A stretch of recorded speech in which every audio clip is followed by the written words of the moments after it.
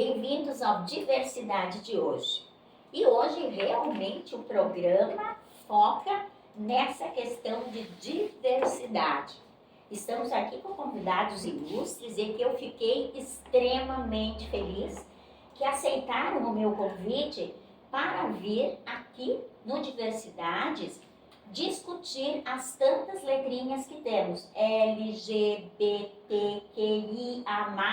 e várias outras, né? Então, eles estão aqui comigo e vão me ajudar a entender um pouco mais essa questão que eu acho que tem que ser levada à discussão. E eu me coloco aqui na frente de vocês e na frente dos nossos ouvintes, telespectadores, né, que nos acompanham pelas redes, eu me coloco como aprendente. Porque eu acho que todos nós temos muito que aprender e ainda muito a evoluir, né? Então, estamos aqui com o apoio da Pedrotti, Padaria e Confeitaria, e a Fruteira do Centro. E nos acompanham o Jandiro, que é não binário, a Claudiane, que é lésbica, e a Dandara, que é não binária também. Então, eu gostaria que cada um se apresentasse aqui para os nossos seguidores. Vamos começar pela Dandara, pelo Jandiro, pela Claudiane. Dandara, então, boa tarde, obrigada pelo convite. Eu sou Dandara Rodrigues, sou natural de Taquari e hoje eu sou atual vice-miss Rio Grande do Sul Diversidade, título que eu conquistei na cidade de Cruz Alta em setembro de 2023.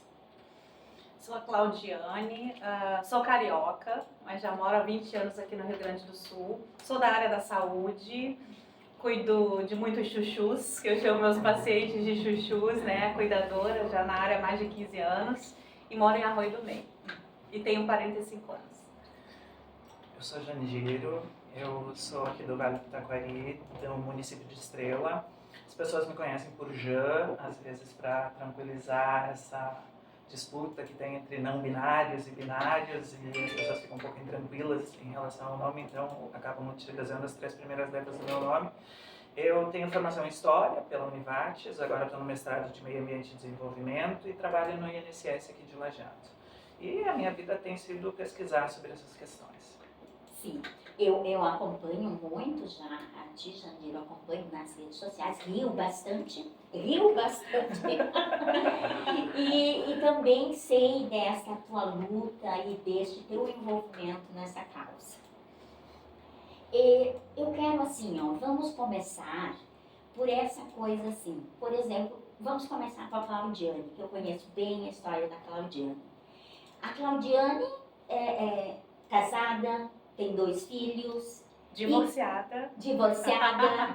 E recentemente se descobriu gostando de pessoa do mesmo sexo. Não é recentemente. Então me conte, Claudiane, como é que foi essa tua descoberta? Na verdade, como a gente fala, como assim o tema LGBT, que é PNA+, 40+, né? A gente estava falando isso da geração, né? Essa geração, a gente não tinha muita representatividade, né? Nem nas mídias, nem em lugares, em bairros, onde a gente fosse, né? Na verdade, a gente já nasce, né? A gente não vira. Então, eu sempre tive muitas amigas mulheres e algumas eu tinha um carinho muito especial. Que eu fui entender esse carinho especial por essas amigas agora, né? Com 30 anos de idade, né? Então, eu me casei como homem, tenho 2 filhos, um de 26 e uma de 20. Já sou vovó, tenho neto de 3 anos. Sim, maravilhoso, sou vovó. E aí, depois que eu me divorciei, né, há 10 anos atrás, eu senti esse desejo de experienciar, né, de conhecer mulheres. E aí, nunca mais. Mas você Nunca mantém mais. A bissexualidade Não, como uma opção? Não. Abandonou? Sim, totalmente. Não sou bissexual. Né? Hoje eu tenho uma companheira que não é daqui, que é de Porto Alegre. E a gente pretende se casar, né, também futuramente.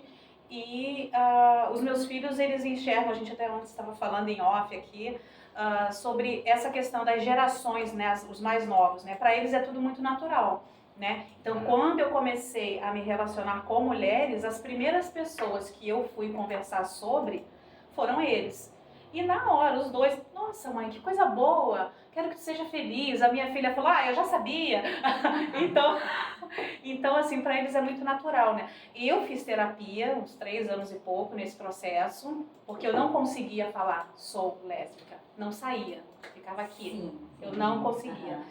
Então foi todo um processo também pra gente falar, essa sou eu. Mas hoje tu consideras isso normalmente, Sim, né? sim.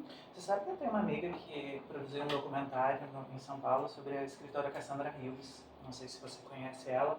Aqui nas bibliotecas aqui do Vale do Taquari também tinham livros dela e as pessoas costumavam ler escondido, porque ela escrevia sobre relações entre mulheres. E ela fez um documentário sobre essa escritora e ela disse que quando ela vai apresentar nos lugares, a primeira coisa que ela faz é convidar as pessoas a falar a palavra lésbica. Porque elas têm dificuldade de dizer a palavra. Muito. Então, tem uma coisa muito forte, pejorativa no lesbianismo, né? Então é pesado. Mas é muito interessante, assim, a gente poder falar sobre, né, hoje. Estou muito feliz de estar aqui com vocês. E tu falas de uma forma muito tranquila. Eu sou muito feliz de hoje realmente me entender, né, como eu sou, e muito feliz de ser quem eu sou e de poder falar. Então, esse espaço aqui para mim, eu tô extremamente feliz de estar aqui hoje com vocês, falando sobre. você veio da onde, do Rio de Janeiro? Eu morava no Rio, na capital. Capital. E aí no início da minha adolescência eu fui para a Serra, Nova Friburgo. Nova Friburgo, perto de Petrópolis, né, que é a cidade. Pra cá? Eu vim para cá com 24 anos. 24 anos. Eu estou já há uns 20 anos aqui. Porque as pessoas acham muitas vezes que a gente pode falar sobre o tema LGBTQIA+, como se fosse algo homogêneo, como se todo o Brasil, em todo o Brasil tivesse havido as mesmas relações, a mesma história. Não é. Muitas vezes alguém que vive numa grande capital tem um outro tipo de relação. E ela para no Vale do Taquari. E o Vale do Taquari sempre foi muito mais fechado em relação a essas questões. Era muito mais difícil a gente encontrar pessoas em quem se espelhar, boas referências. Eu acredito que entre as mulheres tenha sido mais delicado ainda, porque pessoas como eu e a Dandara, eu não sei se a Dandara concorda comigo, mas a gente sempre foi muito visível. Então, assim, hoje se fala muito em dia de visibilidade trans, mês de visibilidade trans, e isso me incomoda um pouco, porque na verdade a gente sempre foi muito visível. O que a gente sempre teve negado foram os direitos. O direito à cidadania, o direito aos acessos. Mas visível, minha filha, quando nós chegamos em algum lugar, seja uma loja, seja na rua, seja numa festa, não tem quem não nos veja. Então não é problema de visibilidade. É problema de negação de direitos e de cidadania a determinados sujeitos, porque as pessoas se veem a partir de uma determinada hierarquia, como se existisse alguém superior a outro por alguma razão de nascença, o que é absurdo, né? Que também acontece com os negros, né? Também vivem essa realidade no Brasil. Isso. Dandara? Bem, eu na verdade me identifiquei não binária neste concurso, né? Eu sempre me classifiquei como um gay, mas eu sempre tive unhas coloridas, brincos, apliques. Então, para ir a um baile de debutante na minha cidade, eu botava um aplique gigante, eu fazia maquiagem e usava o terno. E para mim sempre foi muito tranquilo estar com qualquer roupa, né? Eu sempre digo que eu fui uma pessoa privilegiada, porque a minha família desde então me reconheceu.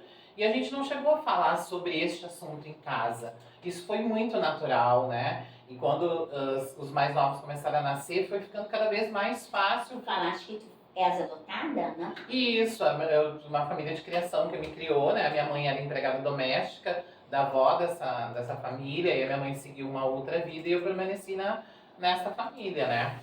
Então, para mim foi muito natural, né? Assim, as questões, aí mais tarde que a gente começou a conversar com a saída de casa. Mas essa movimentação, ela foi muito tranquila, né? E aí, logo em seguida surgiu o carnaval, e do carnaval eu não combinava com bateria, não combinava com nada. Então já foi por carro alegórico, e aí todo mundo bordava as fantasias. Então isso foi vindo mais fácil, né?